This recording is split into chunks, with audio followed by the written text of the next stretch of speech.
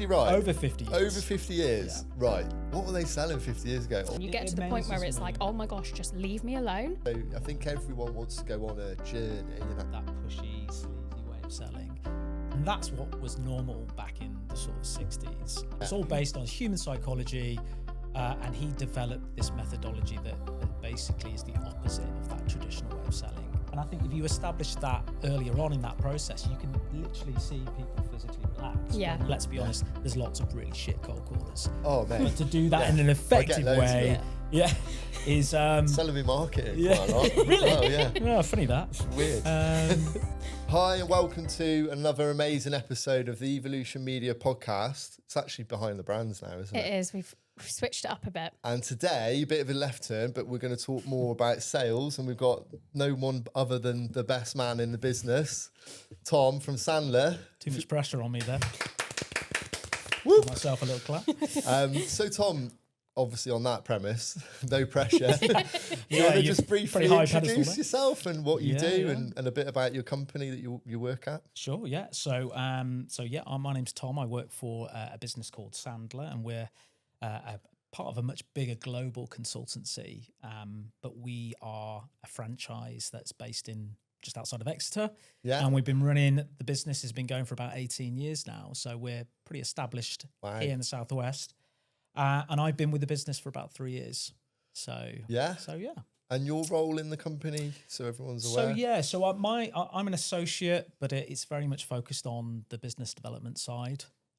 So I'm the one that's sort of doing all the networking events and being proactive. Podcasts. And the podcasts. The amazing podcasts. Is this your first one, or have you done these before? I haven't done, I was saying to your colleague that I've done a virtual podcast. Okay. But I haven't done anything So this in is person. he's actually really in the flesh here today. It's not virtual. We haven't done any you're screen. putting the Not like pressure on me superimposing here. me. So, but no, I've done a couple, but nothing as amazing as this, you know. So. And Sandler, so for the people who don't know who Sandler are, what's their kind of core services and who do they work with typically? Yeah, What sort of so businesses? it's a good question. And basically Sandler has been going for over 50 years. It was born out of America, and it's based fundamentally on a sales methodology. Okay. So we teach that to sales leaders and salespeople around the world on how best to approach sales in an effective and an efficient way. So fundamentally, that's probably what we're known for in that world. Right. I'm conscious that not everyone knows about Sandler, but in the sales world, we're pretty well known. So in terms of this methodology, was this developed 50 years ago? Did you say that old? Yeah, so it's based on a methodology. It's 50, right? Over 50 years. Over 50 years, right. What were they selling 50 years ago? All sorts. Well, yeah. Like, Funny can enough, you imagine right? they're going door to door with a vacuum cleaner? They are, this is the latest thing. I mean, what was the... Well, put it this way, like most people know what a bad sales approach is now these 100%, days. yeah. And we would class that as a traditional way of selling, that pushy, sleazy way of selling. And that's what was normal back in the sort of 60s. That's what gave everyone the bad name when they were sales. Well, it was the normal.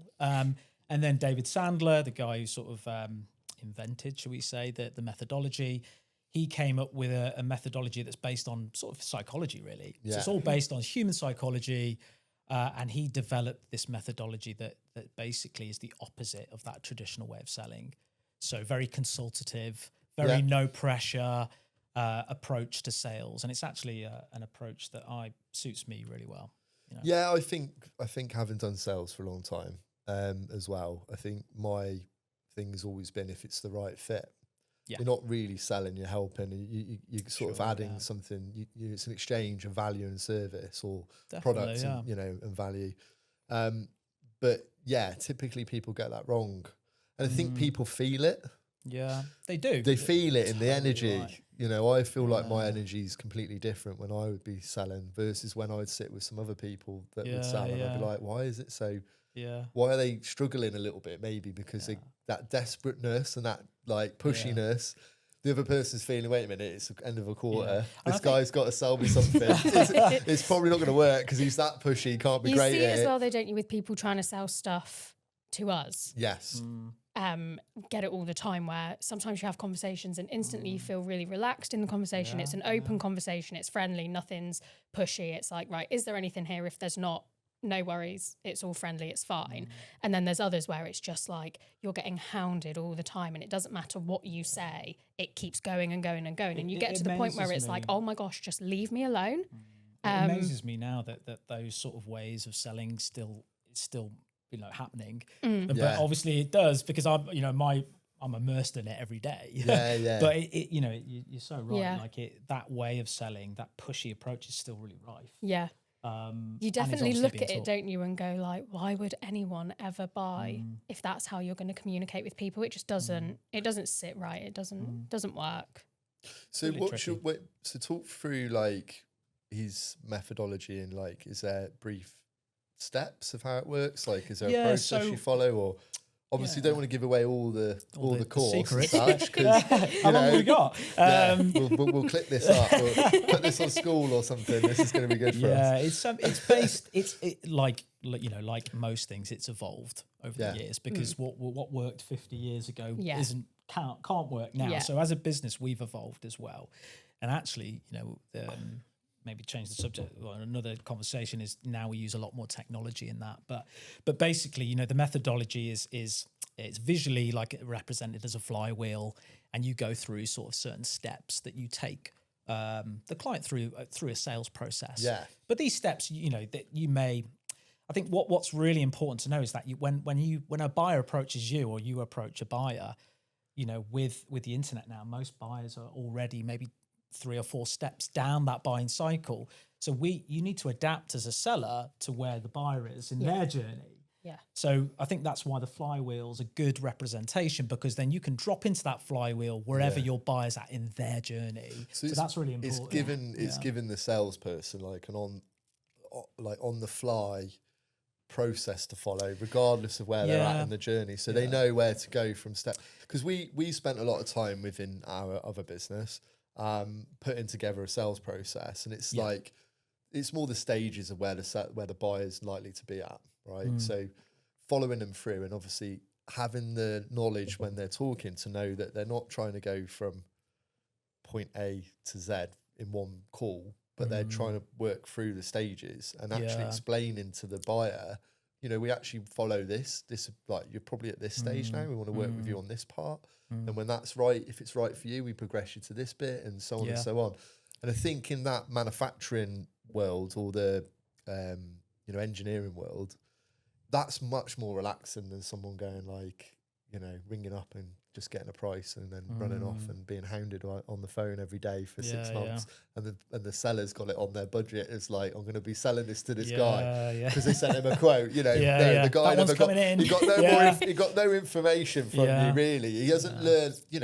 Everyone has to be comfortable in the steps, right? Like you go to buy a car and it's what are you looking for, and then they put you typically in a seat of a car, and it's, do you like the car first before we even talk, like in basic terms. But you can't go for someone walking into, here's a quote, this is what you pay a month, bang, off you go, buy it or not. Will you buy it today? Because they're not going to do that. So I think everyone wants to go on a journey, and that customer journey is really important. I think there's a couple of things there, right? So basically that happens all the time, right? How many times and you probably may have experienced it yourself, but like, people will send over an RFP or something going, can you quote for this? And people will just send out proposals without doing any form of qualification, without asking any questions around budget, who's involved, like what are the challenges you're trying to solve. And that still happens like without any level every day, right? But also you mentioned about like a sales process, and like yourself, everyone has some sort of sales process that you sort of work a buyer through. But I think the big difference, especially with what we do at Sandler, is like, that's the what, what you do is that you take them through.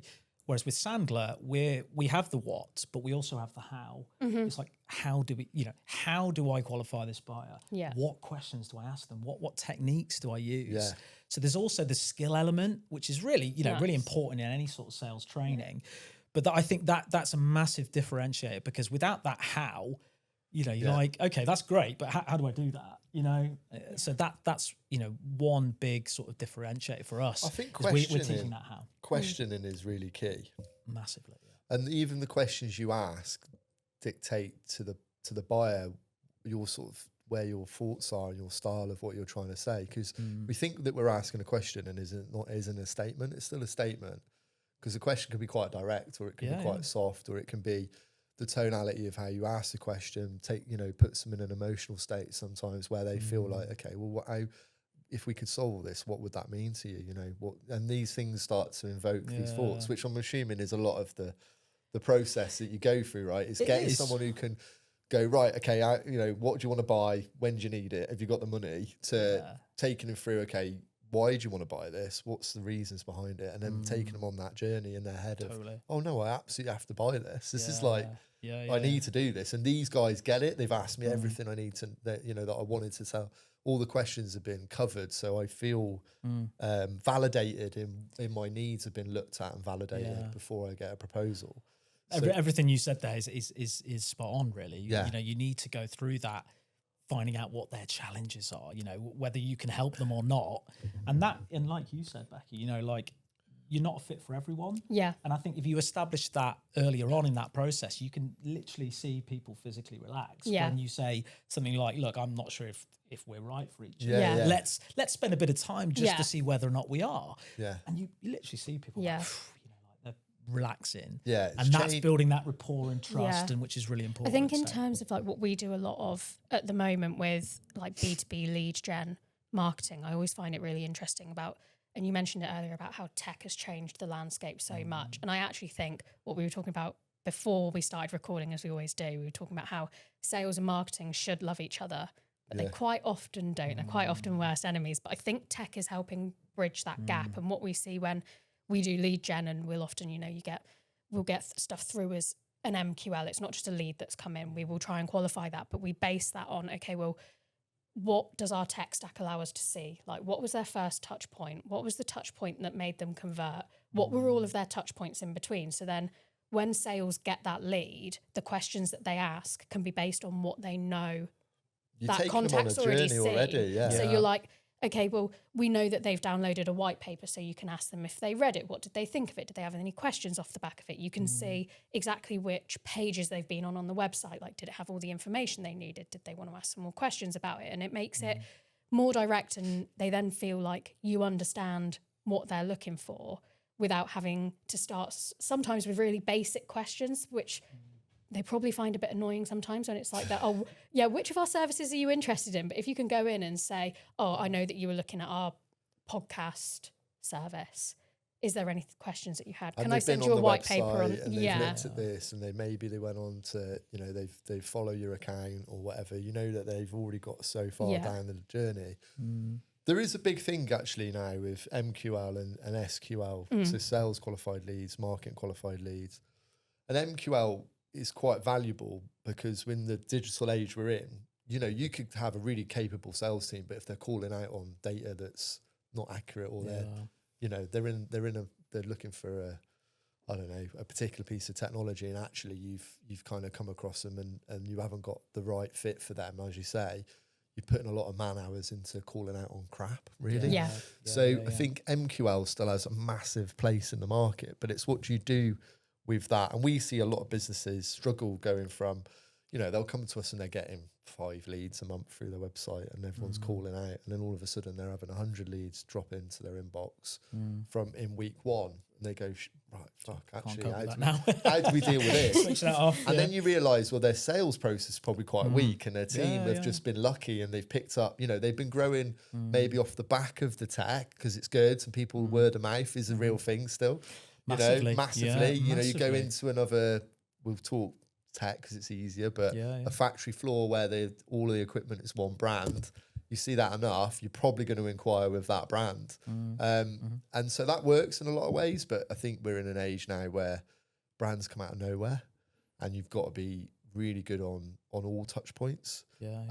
So in terms of that respect, like when you go into a business and this is what you do, right? You go in and you consult. how much do you get involved in that side of where the data's coming from and what they're calling out on and how they target? Because that's obviously a massive part. Is that a part you touch, or is it? It's yeah, it is. So, so just on the tech side of things, you know, like I said, Sandler's evolved over the years, whereas now we partner with some massive tech companies. So, for example, Sandler partner with HubSpot. Love that. We use HubSpot in the business, but we also partner with them. I think Sandler's talking at Inbound this year. Nice. So we've got a great relationship. We are big with HubSpot them. fans. I feel any marketing agency that does lead gen, any marketing agency that does lead gen, if they don't love HubSpot, I think there's something wrong. It's so good. Well, glad I said that then. Tick that. But then we also partner with some incredible tech companies at the minute as well. So we've now introduced like an AI role play coach. Nice. We partner with a business in. I've seen it's that. really cool. I've seen that. So I watched a video the other day where they're going, well, AI might not be all the way there yet. It's bloody close to doing. It's getting pretty calling good. out. Yeah. There's some noise if you can hear it. It's someone doing in the something. bathroom. Thanks, guys.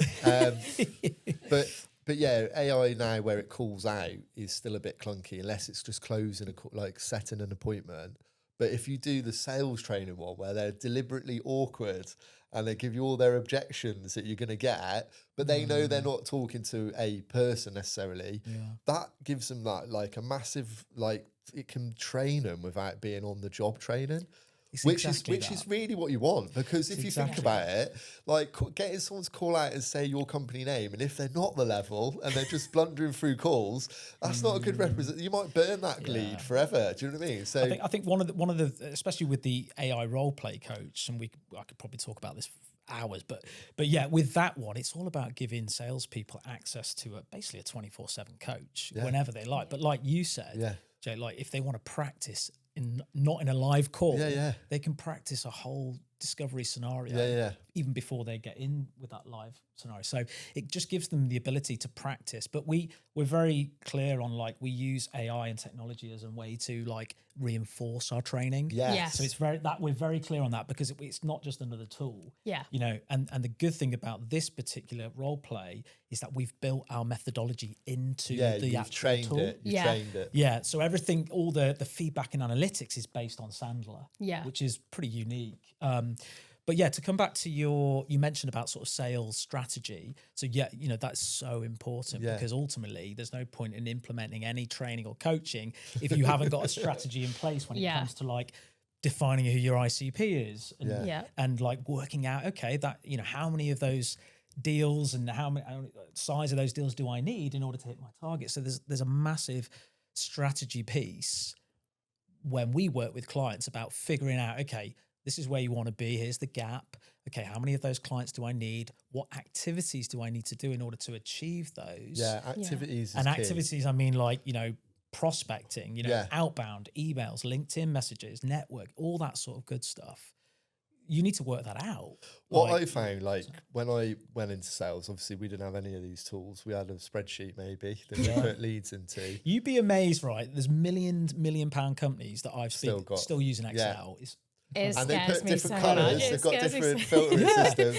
Don't get me wrong; they've got an amazing Excel, but it's still Excel. One of the things, some of the things that we looked at in the beginning was what I think helped me be successful was being more detailed in like where I was focusing. So like looking at my list of people to call in a day, thinking, well, how big are these businesses? How likely are they to achieve what if you look at your total attainable market? So if a business is turning over 100 million in a particular product that we do, I'm going to spend all my time there than one that does £1 million in revenue.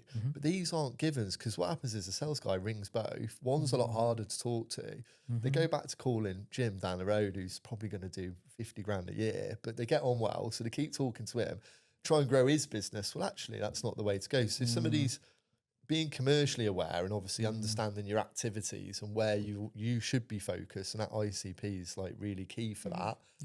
You know, all of that stuff, it starts with that, and it's almost a given you should have that, but people don't. You guys probably see that more, don't you? Because I think sometimes, and we've been guilty of it as well, you want to service your clients with all the different stuff that you offer when actually you should probably focus on who's that ideal client. Let's market to those people, because ultimately they're the ideal people, the most profitable. So what's your background in general then? So you've been 3 years. Funny enough, actually, right? So my background's hospitality. So I did hospitality for about 10 years. So you learned how to talk to people. Well, you know really what? well. Actually, Yeah. seriously, soft skills you learn in hospitality. Yeah. So underrated. Yeah. Like just being able to talk to people like over a bar in that sort of scenario has set me up, I think, in terms of having conversations like this. And just being able to hold eye contact. Yeah. Because actually now, like young people, I think really struggle with that. They do. Yeah. Yeah. Like just holding a conversation is difficult. So I did hospitality for about 10 years. And then like most people, I had kids.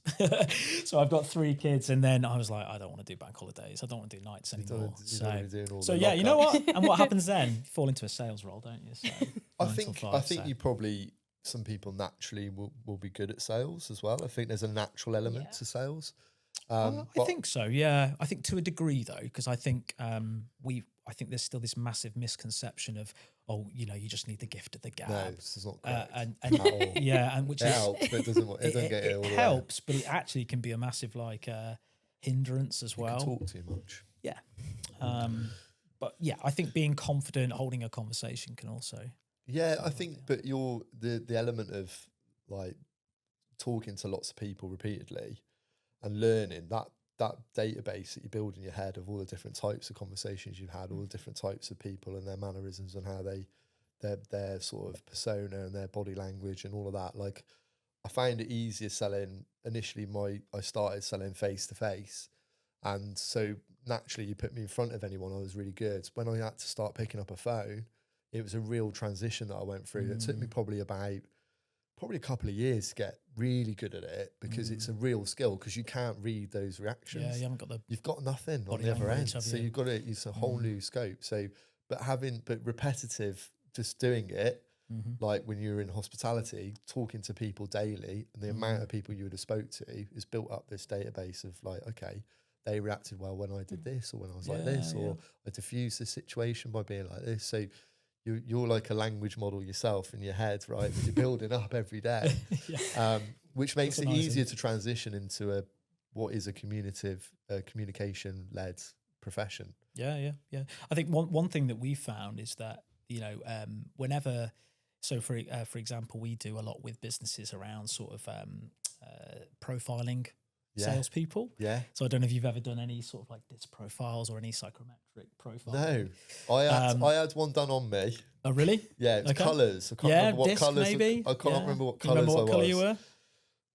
Mine were quite aggressive colours, I think. Probably a red then. I was quite aggressive on the colour.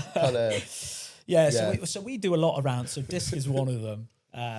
But yeah, they often sort of show up whether or not a person is trainable. And I think that's probably the most important thing that you can get from someone is like, are they open to feedback? Are they coachable? Yeah. Because some people are just not trainable. Right? Yeah. They're not open to a different approach. Yeah. They think they know what's best. So I think that's more important when they're trying probably to more valuable. valuable, If you're right? good at sales. Will and skill. So you've got that metrics of will and skill. So someone who's willing to learn versus someone who's got skill who won't learn. Yeah. Probably will overtake them over time, because they'll pick up more quicker. And that's really what you're aiming for, is that balance. You want a perfect balance of somebody where they sit, where they've got some skills that are relevant, but they've also got the will to learn more skills. So true, yeah. They've got to be open-minded to feedback and coaching, and some people are just not. So how's the journey start? So you go into a client, potential client, and they've got, what are the sort of seats? How many sales seats typically? Do you have like a broad? Yeah, so we if we're talking ideal clients, then typically they're turning over a couple of million already, so they're well established already. But often they'll tell us they've got challenges around sort of scaling that sales operation. Yeah. So they may have some sort of sales leader or director, maybe a couple of salespeople, maybe more. It really depends on the size of the business. But typically, they'll want to scale their sales more quickly. They're not scaling fast enough. You're looking over there. So, we're just thinking about businesses in general. Well, they all have this issue, I think. No, I think a lot of people do have the same issues, but often things like they're just not having enough new business conversations. Yeah, they're not getting in front of enough net new people to speak to. And I think there's also a massive reliance on inbound, like you mentioned early on, like word of mouth referrals, which is fantastic. But when your business gets to a certain size, you need to be doing more than that. Yeah. So then you need your salespeople to be proactive, which is totally uncomfortable for a lot of people. Oh yeah, we watch it. Oftentimes, they're just not closing enough business. Conversion rate isn't where they need it to be. Things are getting stuck in the pipeline, like we spoke about. And then other times it can be like differentiating themselves in the marketplace. So obviously they're discounting heavily, or losing all their margins. value. Margin isn't where it needs to be as well. So there's loads of different challenges, but often we'll talk about what their goals and objectives are first, and then look at finding out more about the challenges and what they're looking to achieve. So how, it's on the flipping it on its head then. So how does Sandler go after its clients? Me. Yeah. No. So we are fundamentally, and I hold my hands up. We're bad at marketing because we're not marketers. Right. But what we teach as well is that we're really, and I'm looking at myself here, but I'm just really proactive in terms of what I do. So I'll cold call people. I'll do those things that are perhaps uncomfortable. I'll network. I'll send emails. I do LinkedIn. So I've got a whole range of activities that I do day to day. Yeah. But yeah, I'm still very big on cold calling. I think that for me, that's one of my most effective ways to speak to a business. Do you watch the videos online for sales training? I've seen which one? I like. There's many out there. Is it James? Someone Sinclair, is it? He's quite good. He's all about tonality. Yeah. I might get his name wrong. If not, we'll pop him up in this video somewhere. Yeah. But I really like him.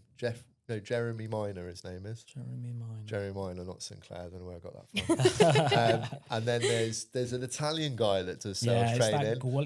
And he's always building something. He's funny. He's funny. I wouldn't say his approach, I mean, he's obviously got a success rate off it, but his approach is probably more numbers driven with the right calls that he's making, because he gets through to people. They always say, we want it. Like, you're not going to speak to a sales director that doesn't want to sell more, right? That's true. No, we've sold enough now. We can stop.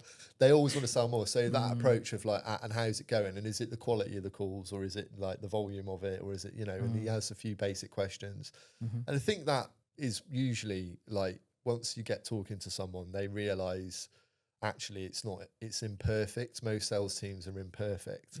And you've got star players in certain areas. You'll never have a team of full A star players. No. But you need to build up the knowledge base and find out where everyone fits to add the value to the business overall. Yeah. One thing I've always said to people is like, you need to focus on your strengths. So if your strengths are not cold calling or networking, then do that first. Don't like beat yourself up and cold call and think this is awful.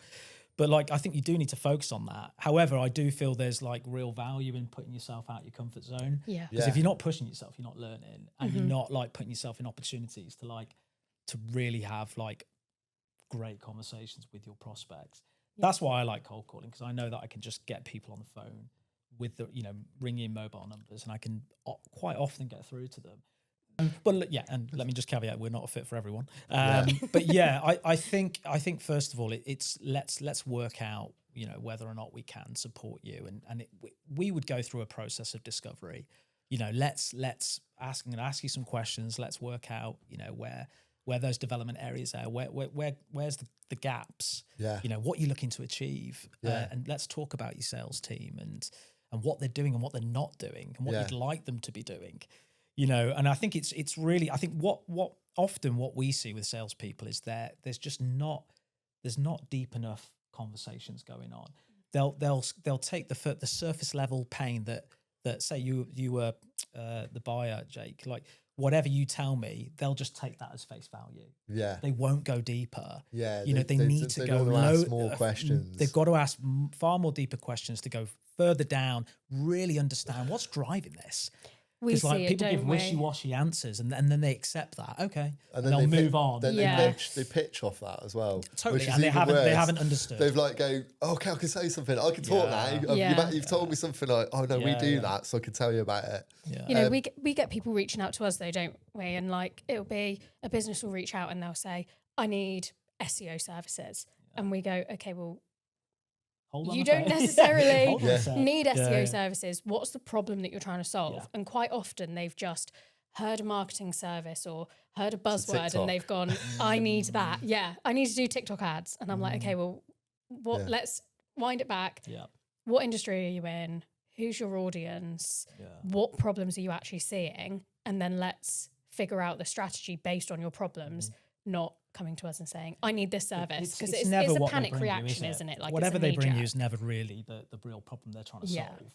And but then often salespeople will just take that as face value and be like, okay, brilliant, we'll send your proposal out based on that. They haven't really understood. They haven't deeply understood whether or not they've got budget. Yeah. You know, before sending that out, like why waste your time on those people? But salespeople get happy ears, don't they? And they just want to get stuff in their pipeline and start sending out proposals, which should never. I think I like the one around where you say like, I'm not sure if we're a fit. I'm not even sure we're a fit for you yet. Because what normally happens then is they disarm and then they try and prove that they are a fit. Yeah. So they'll sell to you like, no, we are a fit because we fucking need sales help. We need help now. Who are you telling me that we're not a fit? How much is it? I'm having it now. So, but all these little, all of these little tactics around like how to approach because a lead is quite valuable. Yeah. If it's handled in the right way. I think if you get that perfect client come along and you're having a conversation, taking your time over that is quite important because you effectively could be perfect for them and get great results for them, but you're jumping in too quickly, two-footed, you put them off. Yeah. Maybe you got the timing wrong as well. Maybe they're not ready for it yet, and you need to be there and guide them to when they are ready. And that's another part of that qualification step, isn't it? It's working that out. But what we found is that if salespeople don't have any sort of sales process / sales methodology, if they don't have anything in place, and we see this all the time, they will naturally default to the buyer's way of buying. Yeah. So the buyer will be leading that process. You need to be leading all the time. Yeah, and as a salesperson, you need to take control, but then you need to do that in a way that is non-salesy. Yeah. That is very non-threatening. Non-threatening, because if you overstep, they're like, no. Yeah. You're salesy now. So you need, it's a real, like, we call it this buyer-seller dance, right? So there's this dance going on. And like I said, if you're not in control of it, the buyer will be leading this dance. And inevitably what will happen is that you fall into this trap of like chasing them and then you get ghosted. You start selling as well. Yeah. And then sometimes they came to you first and you're the one that's chasing them. And you're like, it's all wrong. You usually need to learn from that, right? This is the other thing that I've always tried to do and always advise the team to do is when you have a meeting, don't just look at what went well in that meeting or that call. Look at what you could have done better. Where did you miss gaps? You could have asked more questions there, or because it's easy to go, I've had a really good call there or a really good meeting, but then they are ghosting you a week later. You're like, well, I missed something. There was something that they said or were leaning into, or I didn't ask right. But I felt great because at the time I felt like I smashed everything I needed to say and I did it perfectly. And it's about improving all the time. I do it in every meeting I go into still. I'll do it about this today. Like, what could I have said differently here and there? And I'll watch it back and think self-improvement in the process, but following a framework to do that and having the fundamentals nailed down is really key, because any sales guy you get, if they've been selling for 10 years, you give them a new approach, they're going to need constantly pulling back to that new approach. Because they're not just going to implement it overnight, because they've been saying the same slogans, if you like, or bits for so long that it's really hard to retrain that. So I guess on that, I guess, do you really like approach? Is it like a long journey that you have with the client? How does it work? It's funny you say it's a journey, because like in our world, sales, it is a journey. And a lot of sales training actually fails because like it tends to be like an event or like a 1 day or a 3-day seminar or something like that. And our approach is very different. We tend to work with clients for years. And like you said, it's a journey, because what you learn, then you've got to apply that learning. Yeah. And that is not a quick, if you want, that is a journey over time. And that's constant practice. Yeah. And it's learning and applying. But yeah, often people just want a one-day fix, and they think But the that's going to landscape change our changes. world. One afternoon, can you come in Yeah, and yeah. sort it all And out? fix And I want everything. immediate results. Mate, you The can start- landscape you can changes start- all the time as well, right? And it probably changes now quicker than it ever has before. Yeah, yeah. So it's not just okay, fix it now and then it's going to be fine forever. It needs to constantly I think evolve you and need tweak. to show the client as well, like the client really isn't just the business itself, but the staff you're working with. That actually salesperson A or X, you've improved it. Look at your metrics. You've got like these calls are better, and you know, and then they invest more of their time into being more proficient in that methodology. Yeah. Because And I I've been think taught that's what loads of different methodology over the years, and you do take bits from everything. Totally. Yeah. Because not everything fits for every industry. No. Sandler might not fit for, well, it probably does. You're not going to tell me that it doesn't. Well, no. When I you said think- they're not a fit, it might not work for certain industries, right? No, we don't, typically we don't do, we're very much B2B. Yeah. And very much, we don't do go carpet salesperson. well, we do far better when there's more of a complex Yeah. sales. Yeah. If it's transactional, then we're probably not the best sort of solution. But like you said, there's lots of methodologies out there like Spin and Challenger, and there's all sorts. And we would never say to anyone that does Sandler like leave that. It's more about, okay, what can I add to my toolkit? Yeah. And be like, I'll take that, and like you said, Jake, like I'll take that, and how can I use that? But yeah, I think another thing that's sort of different for us is that we focus heavily on like that behavioral change. Yeah. So we're focused on sort of attitude as well to sales, because often it's not just about techniques. If I can know what technique to use, but actually, is it my attitude that's holding me back? Yeah, Like, I agree. Yeah. my perception of me, like, do I feel comfortable ringing a CEO? Yeah. Like, am I scared to pick up the phone? There's a whole piece that needs to be, like, people need to work on to be more effective. Is their mindset. Yeah. Emotional as well. massively- Emotional, because I've worked with a lot of sales guys where there's all different, like a whole spectrum of different like emotional attachments to sales, but you'll have one salesperson who will relentlessly, they're almost psychotic in their approach, where they are so regimental in the way they deal with everyone, whether it was a no, and then yes. And then you get other people where they ride a wave of yeses, and they have like a bit like like a sportsman or something that keeps like misses the ball every so often, and then they get in a rut. You can get in a rut with your sales and emotionally be in a rut. It's a roller coaster. And then that's really hard to pull out of, because you're like, I'm already thinking before I talk to this, but you're already thinking why they're going to say no, how they're going to get. So this is like knowing that, I guess, is back to that psychological analysis, I guess, of where the person's at in their current state, I guess. Definitely. And I think one thing that I've learned over the last couple of years is like resilience. Resilience is a key important factor. to keep going, because like you have ups and downs naturally in sales. It happens to everyone. And but just having that grit to keep going, to keep picking up the phone and to keep doing it, like that's really important. Pull it out of your arse, as we say. As you say, yeah. Well, before we wrap up, just so if anyone's wanting to learn more about what you guys do, where would they go? I would say, I'm pretty active on LinkedIn. Yeah. So yeah, you can find me on LinkedIn. What is the LinkedIn handle? So it's just Tom Nation. Nation. Yeah, Sandler Southwest. Quite an unusual handle. So I don't think there's going to be loads of them. Well, sorry, the handle. Sorry. Yeah. So I go under the Prospecting Ninja. Prospecting Ninja. Yeah. So that's my little go-to on a. You need to wear a different outfit. For I that. do. Throwing stars. Yeah. So they can find you on. We'll put some information on this post anyway, but they'll find you on LinkedIn. Can get in touch via there. If they want to learn a bit more about the methodology, I'm assuming that's on the website. So you'll find us at Sandler Southwest. So yeah, Southwest. So yeah, we've got Southwest in the name. Don't go north. No. Southwest. Stay at Southwest. Make sure it's the Southwest version of the site. Yeah. So no, you can find us at Sandler Southwest. Yeah. So there's more information about like the stuff we do on the website. Amazing. Well, thank you very much. It's been really insightful. insightful. Not marketing related, but it's very sales related, but very much they should be cohabiting together. That's what we should like each other more. They should be best friends. Totally. Thank you very much. Cheers. Thank you. Cheers, guys.